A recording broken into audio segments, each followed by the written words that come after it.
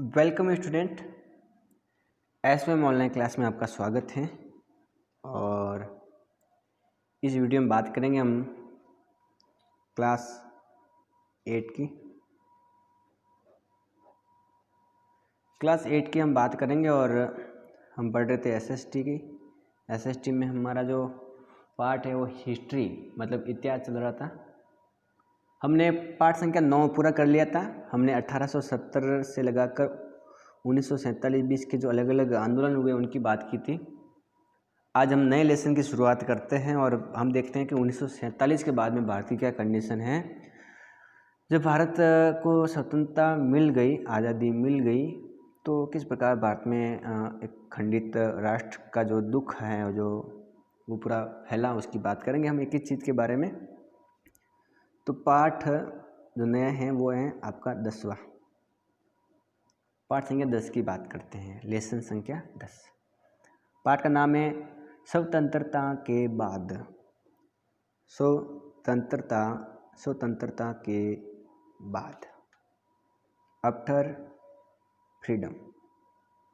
ठीक है, आज़ादी के बाद, स्वतंत्रता के बाद में क्या कंडीशन है, कैसे स्वतंत्रता मिली, हमने सब पिछले वीडियो में पढ़ लिया था। किस प्रकार से भारत को आज़ादी मिली, कौन कौन से आंदोलन हुए और पूरे दौर को उनके अंग्रेज़ों के उन सभी शोषणकारी नीतियों को हमने देखा है। अब हम पढ़ेंगे कि भारत आज़ाद होने के बाद में क्या हुआ, और आपको बताएं कि जब भारत आज़ाद हुआ उसके साथ में एक नया देश पाकिस्तान का जन्म हुआ। भारत का टुकड़े हुए भारत के और खंडित राष्ट्र बना। तो हमारा टॉपिक होगा कि एक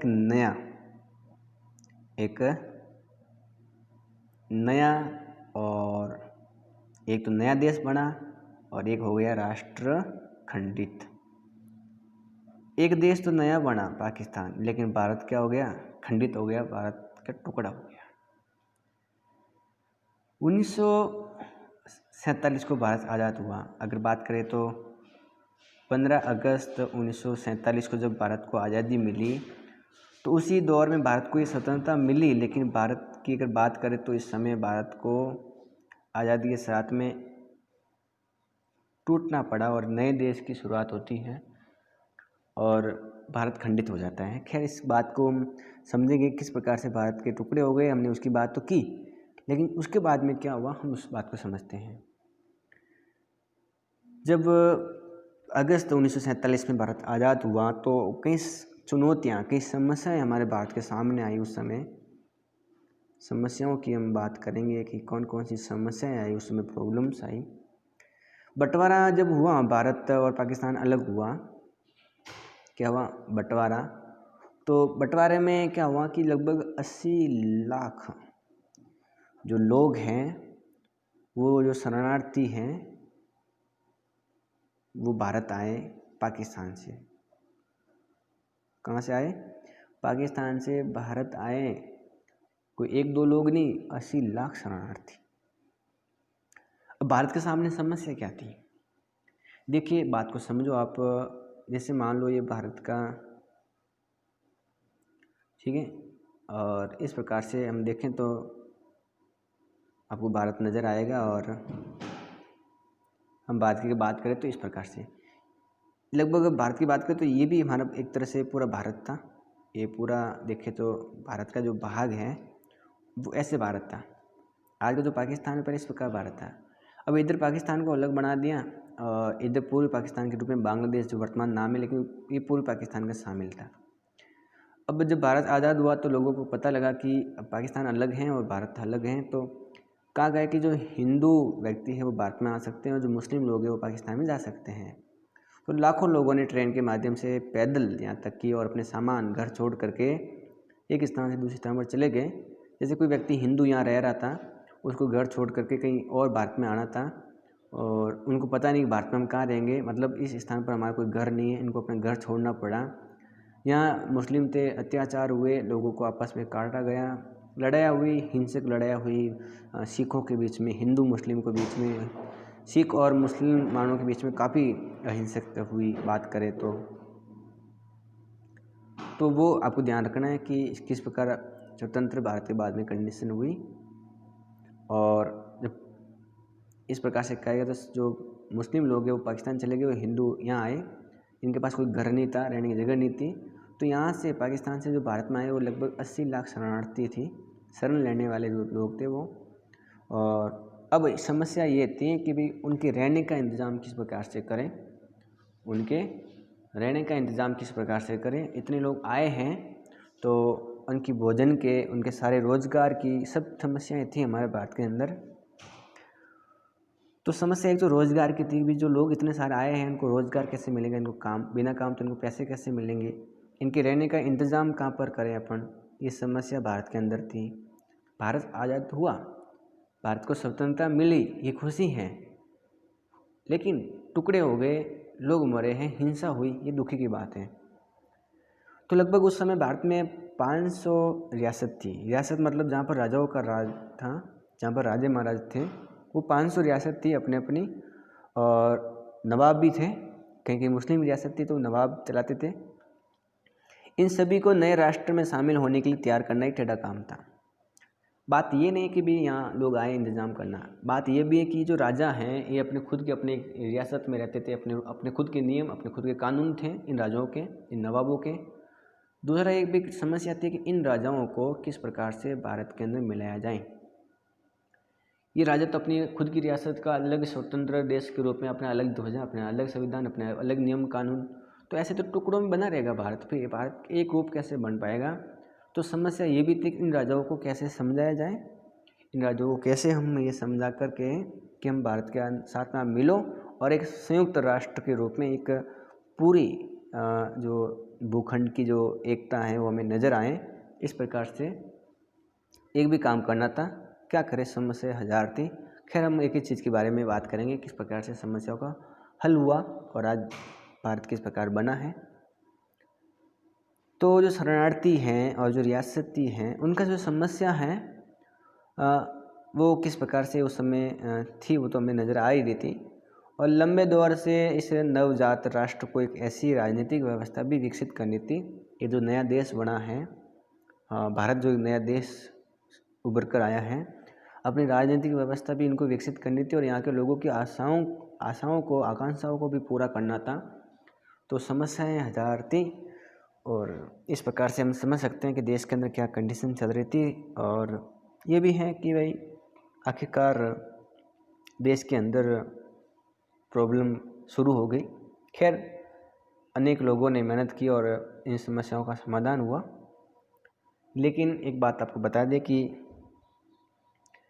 30 जनवरी, कब, 30 जनवरी 1948 को नाथूराम नाम का एक व्यक्ति, नाथूराम गोडसे कहते हैं जिनको, उस नाथूराम ने महात्मा गांधी को मार दिया, बंदूक से गोली चढ़ा दी। मतलब ये हुआ कि जब भारत स्वतंत्र हुआ, स्वतंत्र होने के बाद में 6 महीने भी लगभग पूरे नहीं हुए और देश के अंदर दुख फैल गया।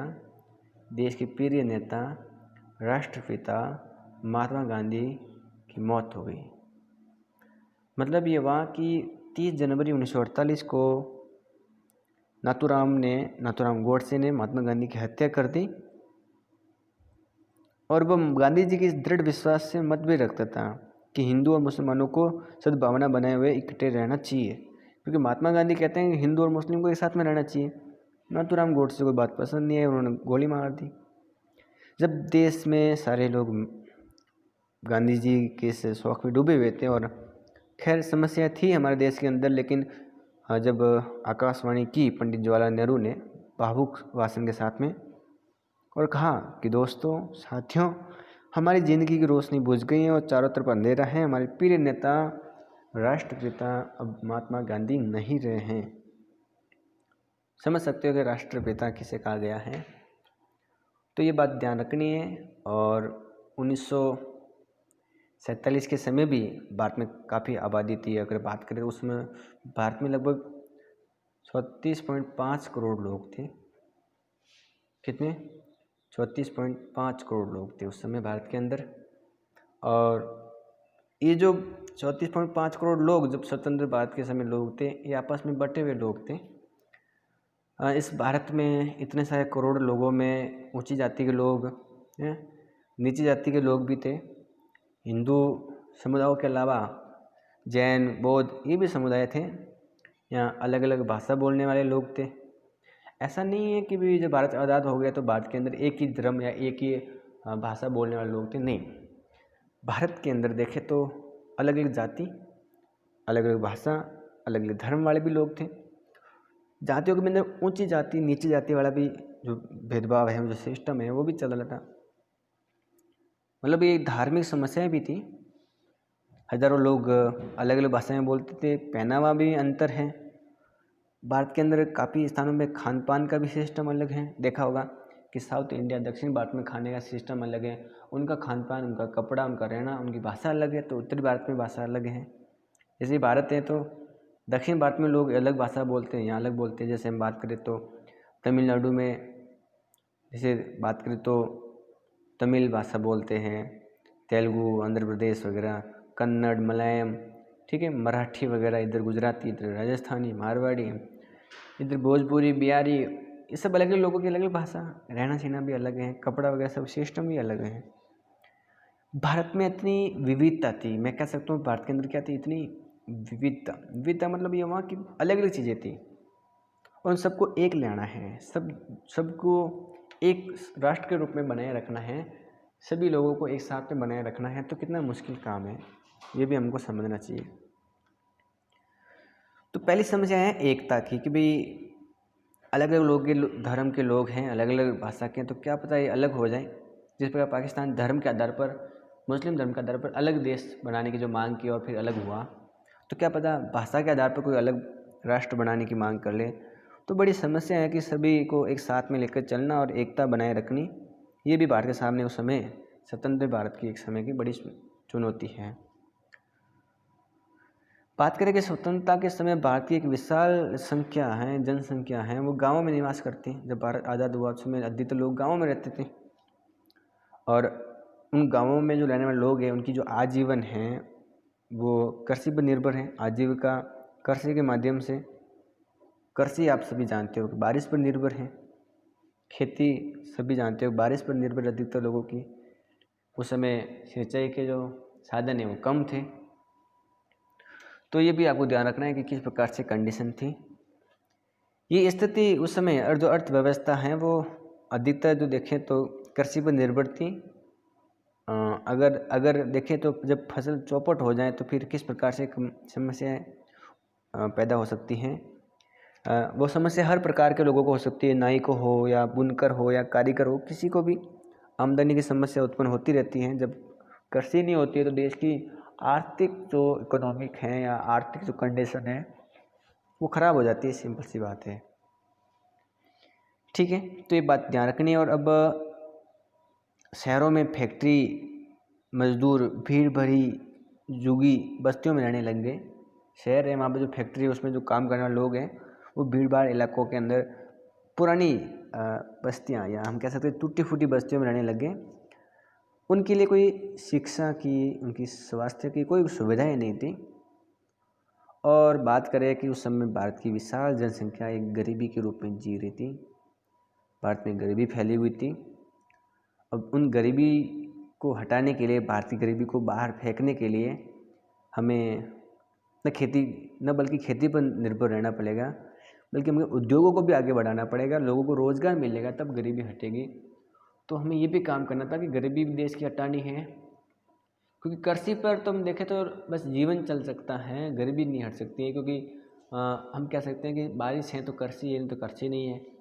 इसलिए देश में अनेक लोगों के बीच में गरीबी तो फैली हुई थी और अब गरीबी को हटाने के लिए, देश का आर्थिक विकास करने के लिए हमें बड़े बड़े उद्योग खोलने पड़ेंगे। और उद्योग खोलने के लिए पैसे की ज़रूरत पड़ती है और उन उद्योगों के माध्यम से लोगों को जब रोज़गार मिलेगा तो शायद भारत की आर्थिक कंडीशन सुधर जाएंगे।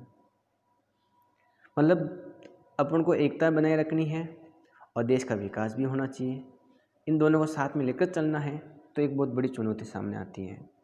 अगर भारत के अलग अलग तबकों को एक साथ में जोड़कर देखें तो फिर कैसे होगा कि उनके बीच में क्या कोई मतभेद नहीं होगा। तो अगर भारत के विभिन्न तबकों के बीच कोई मौजूद मतभेदों को दूर न किया जाए तो फिर वो टकराव होगा, बीच में लड़ाई होगी। अलग अलग धर्म के लोगों के बीच में, अलग अलग समुदायों के बीच में अगर कोई लड़ाई नहीं है, कोई मतभेद है, अगर उसको अलग नहीं करेंगे तो फिर लड़ाई चलेगी और कैसे एक साथ में बने रहेंगे। और अगर टकराव होते हैं, हिंसक लड़ाई होती है तो देश के लिए नुकसान है। अभी टकराव कहाँ कहाँ हो सकता है? तो एक तो ऊंची जाति के बीच में और नीची जाति के बीच में हो सकता है, हिंदू और मुसलमानों के बीच में हो सकता है टकराव, क्योंकि उनके मतभेद नहीं मिलेंगे तो टकराव होगा। इसके अलावा जब देश में इस प्रकार का टकराव होगा, तनाव की आशंका बनी रहेगी, तो आर्थिक विकास कैसे होगा? लोग फिर काम में नहीं जाएंगे, आंदोलन करेंगे, तो फिर देश का विकास कैसा होगा? और क्या उस समय भेदभाव खत्म होगा? अब किस प्रकार अमीर और गरीबों के बीच में जो बड़ी खाई है उसको दूर किया जाए? शहर और देहात यानी गाँवों में जो संपन्न लोग हैं उनके बीच में और गरीबों के बीच में किस प्रकार से मतभेद हो रहे हैं, उनको ख़त्म कैसे किया जाए? तो बड़ी समस्याएं थी। और भारत अभी आज़ाद हुआ था, अभी नव राष्ट्र रूप में उभरा हुआ था, लेकिन हमारे देश के काफ़ी लोगों ने, बुद्धिमान जीवियों ने ये हमारे देश को उभार कर आगे लाया। और उनका हम कह सकते हैं कि वो देवदूत थे जिन्होंने भारत के संविधान का निर्माण किया। खैर, भारत को चलाने के लिए, कानून व्यवस्था चलाने के लिए हमारे भारत में एक नए संविधान की रचना की जानी थी और नए संविधान की रचना शुरू की जाती है, ये भी ध्यान रखना है आपको। हम बात करते हैं नए संविधान की रचना, तो आज हम टॉपिक पढ़ेंगे अभी नए संविधान की रचना। नए संविधान की रचना।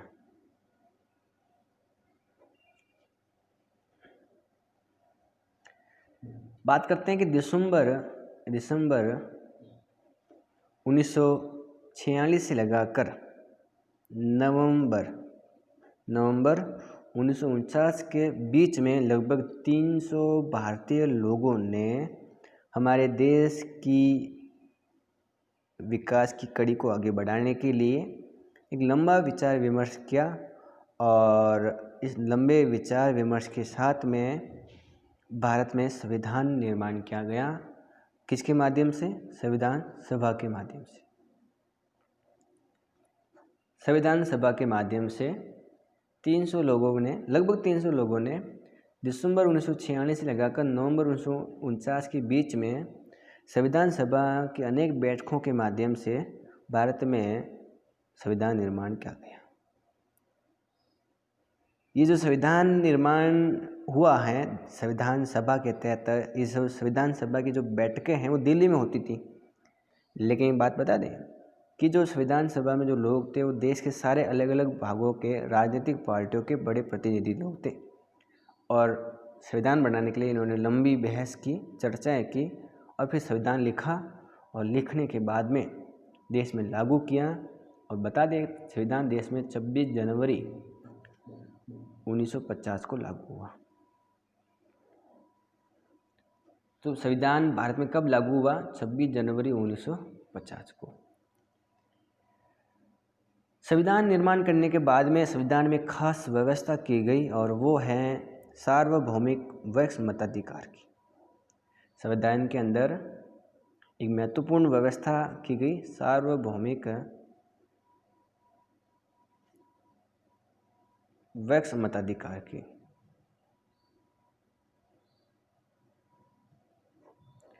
सार्वभौमिक वैक्स मताधिकार का मतलब ये हुआ कि जितने भी वैक्स हैं, जो जिनकी उम्र कह सकते हैं कि जो रूल्स में रखी गई है कि भाई 18 वर्ष से ऊपर, 18 वर्ष या 18 वर्ष से ऊपर, उन सबको बिना किसी भेदभाव के सबको वोट देने का अधिकार दिया गया।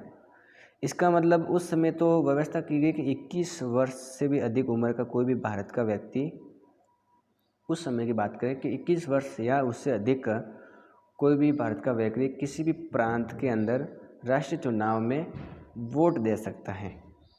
और एक क्रांतिकारी कदम था कि सबको वोट देने का, अपना मत, अपना वोट देने का अधिकार मिला है। इससे पहले कभी भी भारतीयों को खुद अपने नेता चुनने का अधिकार नहीं था। इसके पहले ब्रिटेन और अमेरिका जैसे अन्य देशों की जनता को ये अधिकार टुकड़ों टुकड़ों में मिला है। टुकड़ों टुकड़ों का मतलब पहले पुरुषों को, फिर महिलाओं को, ठीक है।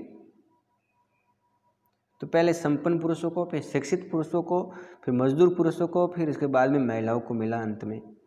तो ब्रिटेन और अमेरिका की बात करूँ मैं कि ब्रिटेन और अमेरिका में जो लोग हैं उनको जो वोट देने का जो अधिकार है ना, वो अलग अलग रूप में मिला है।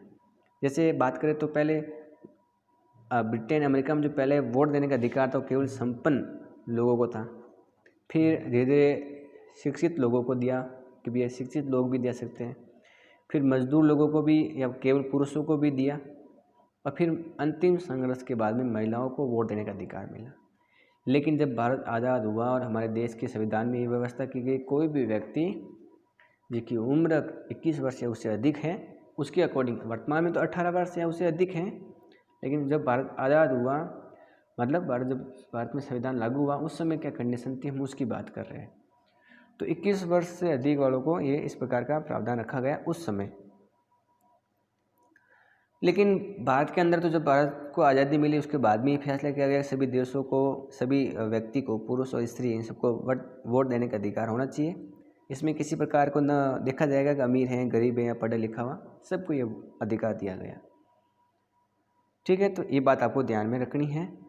और संविधान की दूसरी विशेषता ये भी रही कि उसमें अलग अलग जातियों, अलग अलग धर्म, अलग अलग प्रकार के लोगों से संबंध बनाए रखने वाली जो नागरिकता है या नागरिक को जो कानून की नज़र से देखा जाए तो समान है।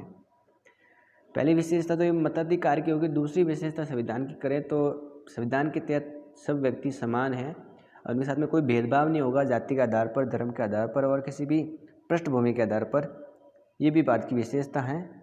और भारत के कुछ लोग चाहते हैं कि भारत की राजनीतिक व्यवस्था हिंदू आदर्शों पर आधारित हो। भारत के उसमें कुछ लोग चाहते हैं कि भारत की जो राज्य व्यवस्था है हिंदू लोगों पर आधारित हो। लेकिन कुछ ऐसे भी थे जो भारत को हिंदू राष्ट्र बनाना चाहते थे, लेकिन ऐसा नहीं हुआ। पाकिस्तान के उदाहरण की तो हम समझना चाहते हैं, लेकिन भारत के अंदर पंडित जवाहरलाल नेहरू ने कहा कि भारत हिंदू पाकिस्तान नहीं बन सकता, नहीं बनना चाहते हैं। भारत के अंदर सभी धर्म, सभी वर्ग के लोग एक साथ में रहते हैं और सबको समान रूप से देखा जाएगा। इस प्रकार से संविधान की बातें की हैं और हमें पता होना चाहिए किस प्रकार हमारे संविधान में प्रमुख महत्वपूर्ण बातें हैं, किस प्रकार भारत के संविधान द्वारा लोगों को मौलिक अधिकार, मूल कर्तव्य और राज्य नीति निर्देशन तत्व मिले हैं संविधान के अकॉर्डिंग। हम उन सभी की बात करेंगे आगे, जैसे जैसे आपकी किताब चलेगी वैसे आगे। ठीक है, तो आज के लिए इतना ही और बाकी बात करेंगे अगली वीडियो में। वीडियो को आप लाइक करें, चैनल को सब्सक्राइब करो और वीडियो को शेयर भी ज़रूर करें। और इसके अलावा अगर हम देखें तो आपको ध्यान रखना है कि किताब से हो सके तो किताब से भी पढ़ सकते हो आप और आराम से इसको समझना भी है। वीडियो को 2-3 बार ज़रूर देखें। ठीक है, तो आज इसके लिए इतना ही और ये आपका अंतिम पार्ट है हिस्ट्री का। ये भी अपन जल्दी से पूरा कर लेंगे और आराम से प्रत्येक चीज़ को क्लियर करेंगे।